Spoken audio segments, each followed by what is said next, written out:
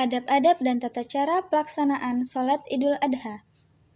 Sholat Idul Adha adalah sholat Id yang dilaksanakan pada tanggal 10 Zulhijjah. Hukum melaksanakannya sunnah muakkadah, yaitu sangat dianjurkan. Pada umumnya, pelaksanaan sholat Id masih sama dengan sholat lainnya. Hanya saja terdapat adab dan rukun khusus dalam pelaksanaannya. 1. Mandi. 2. Memakai wangi-wangian bagi laki-laki. Bahwasanya Nabi Shallallahu Alaihi Wasallam mandi pada hari Idul Fitri dan Idul Adha. Hadis riwayat Ibnu Majah. 3. Memakai pakaian terbaik.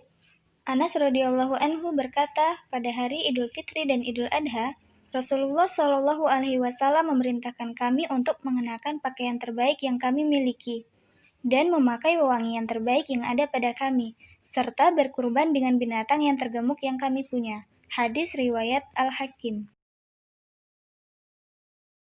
4. Makan seusai sholat Idul Adha. Pada hari Idul Fitri, Rasulullah Shallallahu Alaihi Wasallam tidak keluar untuk sholat hingga beliau makan terlebih dahulu. Sementara pada hari raya kurban, beliau tidak makan hingga kembali dari sholat. Hadis riwayat Ibnu Majah 1746. 5. Bertakbir. Dari Ali bin Abi Thalib radhiyallahu anhu, bahwa beliau bertakbir setelah sholat subuh pada tanggal 9 Zulhijjah sampai asar tanggal 13 Zulhijjah. Beliau juga bertakbir setelah asar.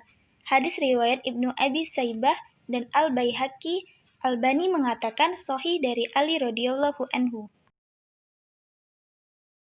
6. Dikerjakan secara berjamaah dan di tanah lapang. Rasulullah Shallallahu Alaihi Wasallam biasa keluar pada hari raya Idul Fitri dan Idul Adha menuju tanah lapang.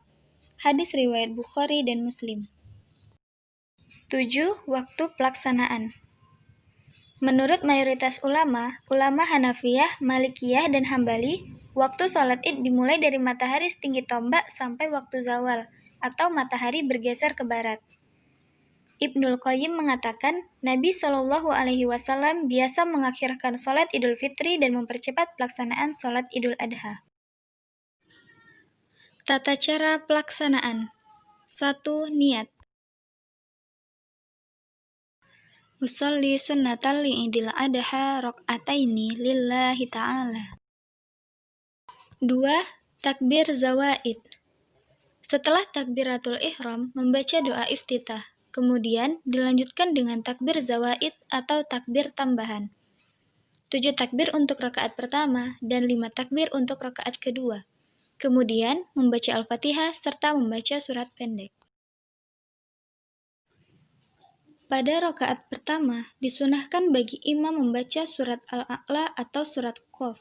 Dan pada rakaat kedua, surat Al-Ghasyiyah atau As-Syam dengan suara keras. Di antara takbir zawaid, dianjurkan membaca takbir memuji Allah Subhanahu wa Ta'ala. Subhanallah, walhamdulillah, wala ilaha illallah, wallahu akbar. 3. Khutbah. Setelah selesai mengerjakan sholat, hendaklah imam atau khatib berdiri untuk berkhutbah. Khutbah dilakukan dengan 2 kali khutbah, sekali duduk di antara 2 khutbah.